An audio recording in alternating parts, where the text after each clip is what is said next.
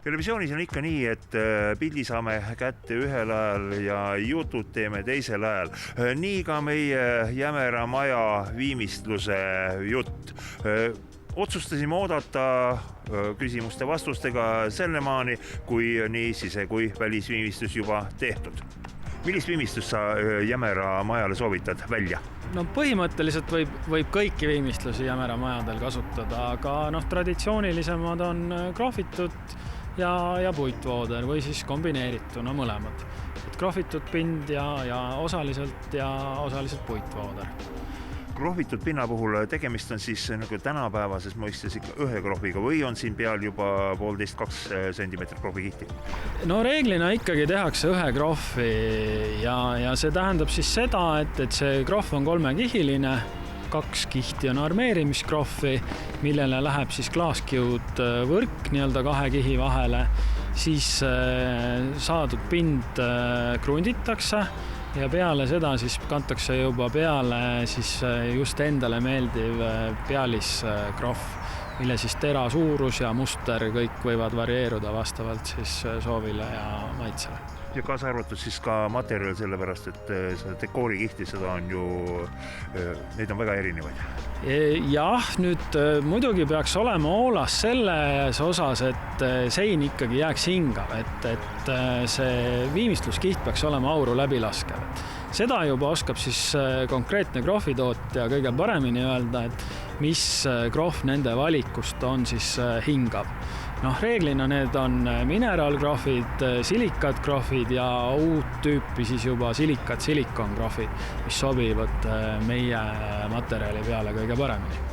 No seepärast, et seda fassaadi või õigemini kogu konstruktsiooni, nii nagu sa ütlesid, hingavuse seisukohal, seda arvutatakse ikkagi tervikuna, mitte nagu üks kiht korraga.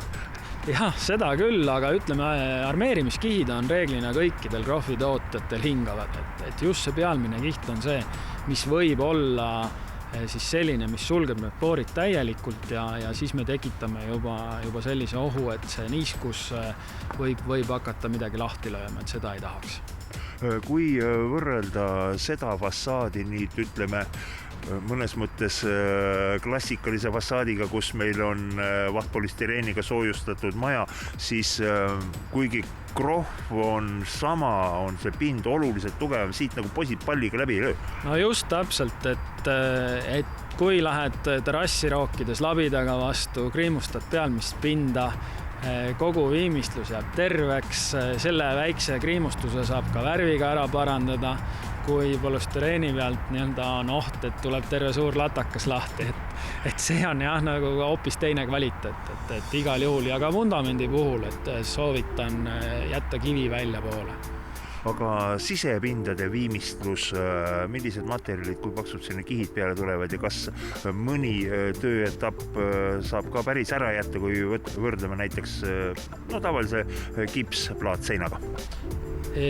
Kipsplaatseinaga võrreldes ära jätta ei saa, aga kui osade teiste kivimaterjalidega võrrelda, siis niisugust paksu krohvikihti sisse vaja panna ei ole. Et saab alustada juba jämepahtliga, mille sisse siis samamoodi uputatakse klaaskiud võrk ja siis minna juba edasi viimistluspahtlitega, siis kruntvärv ja siis juba peale kas siis tapeet või siis värv.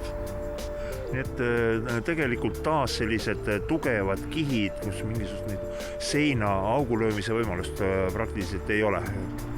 Jah, aga samas ikkagi jääb see võimalus, et kõik on lihtne kinnitada, ei ole vaja rendist võtta suuri aparaate, et puurida seina auku, et saab tavalise trelliga hakkama.